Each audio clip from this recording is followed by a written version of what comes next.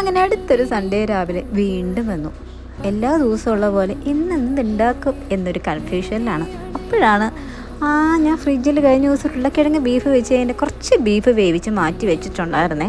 അപ്പോൾ അത് വെച്ചിട്ട് ഒരു തട്ടിക്കൂട്ട് ബീഫ് സ്റ്റൂ അങ്ങ് ഉണ്ടാക്കാമെന്ന് വിചാരിച്ചു. അങ്ങനെ വേഗം തന്നെ കുക്കർ എടുത്ത് നമ്മുടെ ഈ സാധനങ്ങളെല്ലാം വരിഞ്ഞ് അതിനെ ഇട്ടു. ശേഷം നമ്മുടെ തേങ്ങ പൊട്ടിച്ചു, ചിരവി, തേങ്ങാ പാലെടുത്തു. അങ്ങനെ ആ ഒരു വശവും കഴിഞ്ഞു. പിന്നെ ഒരു കുഞ്ഞ് ചീനച്ചട്ടി എടുത്തു. അതിനകത്തേക്ക് നമ്മുടെ സവാളയും പിന്നെ കറുവപ്പട്ടയും ഗ്രാമ്പൂവും കുരുമുളകും ഏലക്കായും എല്ലാം കൂടി ഇട്ട് അങ്ങ് വരട്ടി. പിന്നെ കിസ്മിസ്, അണ്ടിപ്പരിപ്പ് നമ്മുടെ കയ്യിലില്ലായിരുന്നു, അതുകൊണ്ട് അത് ഇട്ടിട്ടില്ല. കിസ്മിസ് തട്ടിക്കൂട്ടിന് വേണ്ടി അതിട്ടു. ശേഷം നമ്മുടെ ഈ എല്ലാ സാധനങ്ങളും കൂടി അതിനകത്തേക്ക് ഇട്ടു.